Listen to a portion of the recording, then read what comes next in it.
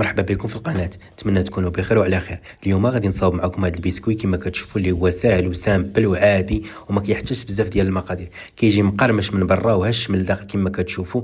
واحد البسكوي اللي هو لذيذ بزاف وتقدروا تحضروه في اي وقيته ودغيا كيوجد وغير في الخلاط، يعني ما تحتاجوش شي حاجه ولا تضربوه بيدكم، يعني في الخلاط دغيا كيوجد. غديروا المكونات في الخلاط كل شيء كيوجد دغيا. اول حاجه كناخذوا واحد جوج بيضات كنديروهم في الخلاط وكنزيدوا عليهم واحد الكاس ديال السكر وكنزيدوا عليهم من بعد واحد الساشي ديال الفاني وكنخلطوا هاد المكونات صافي حتى كيذوبوا لنا الحبيبات ديال السكر. كنبداو نخلطوا بالخلاط الكهربائي كما كتشوفوا، يعني راه ساهل غير بالخلاط الكهربائي توجدوه. صافي باش كيتضرب لنا البيض مع السكر وكيذوبوا لنا دوك الحبيبات كنزيدوا له واحد الكاس ديال الزيت صافي وكنعاودوا نخلطوا حتى كيولي لنا المزيج جاز مع بعضياته وكيجينا على هذا القوام كما كتشوفوا. يعني كيكون تخلطنا السكر مع الزيت مع كل شيء وكيجينا الخليط كما كتشوفوا على هذا القوام. نجيب واحد القصريه وغادي نديروا فيها هذا الخليط، يعني راه ساهل هذا البسكوي ما غياخذش بزاف ديال المقادير. صافي غادي نكبوا هذاك الخليط وغادي نزيدوا عليه الدقيق. غنزيدوا عليه الدقيق تقريبا انايا خدا لي تقريبا شي 320 غرام ديال الدقيق، يعني اللي هي جوج كيسان ديال العنبه عامرين. صافي غادي نكمل كما كتشوفوا. غادي نزيدو هنايا واحد نص كاس ديال النشا اللي هو تقريبا شي 60 غرام، واحد الخماره ديال الحلوى اللي كتوزن تقريبا واحد 7 غرام على حسب، واحد رشه ديال الملح باش كيتحسن لنا الذوق. صافي وهنايا انا خدمت بالليكات. صافي وغادي نجمعوا هذا العجين ديالنا غير برؤوس الاصابع صافي حتى كيتجمع لنا، يعني حنا كنجمعوا حنا كنضيفوا الدقيق. صافي غادي نجمعوا العجينه ديالنا كما كتشوفوا. غادي نجمعوها حتى كنحصلوا على واحد القوام اللي هو الا كان خاصكم الطحين زيدوا للطحين، انا هنا كنزيد بالتدريج باش نحصل في الاخير على واحد القوام اللي هو مناسب باش نشكل البسكوي ديالي، يعني ما يكون ما رطب ما قاصح. يعني هذا البسكوي كيجي واحد البسكوي اللي هو مقرمش من برا وهش من الداخل. صافي هنا بدات كتجمع لي العجينه كما كتشوفوا، غير كنجربها ما كتبقاش تلصق ليا. صافي كنعرف باللي راها واجده.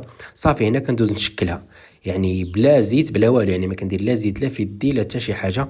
يعني راه البسكوي دغيا كيوجد وبواحد الطريقه اللي هي ساهله، يعني في 10 دقائق غتكونوا عجنتوا وقريب بدا تشكلوا، يعني ما كتاخذش بزاف ديال الوقت. صافي هنايا غادي نبدا نشكل فيه كما كتشوفوا.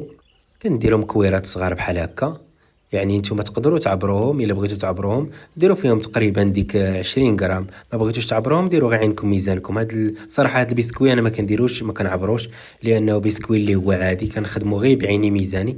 صافي كنبقى نشكل الكويرات ديالي كما كتشوفوا كيجيونا على هذا الشكل حتى كنعمر اللاطه ديالي، ومن بعد كندوز نضغط عليهم بيدي كنضغط عليهم كما كتشوفوا. يعني والتشكيل ديالهم راه ساهل. غتجيبوا اي غلاقه عندكم ديال 5 يطرو صافي وغتبقاو تشكلوا بها. غدهنوا داك الراس ديالي واحد شويه بالزيت ولا بلا ما دهنوه، يعني غير البسكوي راه ما كيلصقش فيه الا خدمتوا العجينه مزيان راه ما كتلصق لكمش الغطايه. صافي كما كتشوفوا غادي نشكلها هكا غير هكا.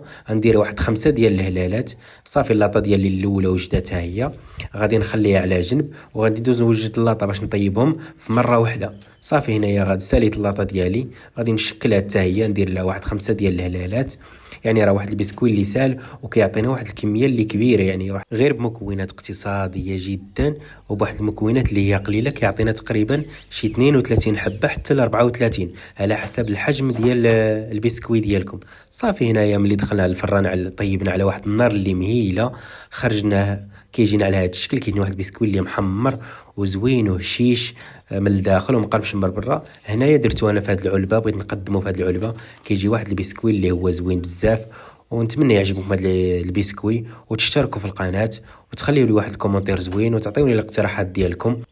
شوفوا لي البسكوي كيفاش كيجي مقرمش من برا وهش من الداخل كما كتشوفوا. واحد البسكوي اللي هو كيجي بواحد اللون ذهبي، يعني راه بسكوي زوين بزاف. ننصحكم تجربوه ونشوفكم في فيديو جديد وبصحه والراحه.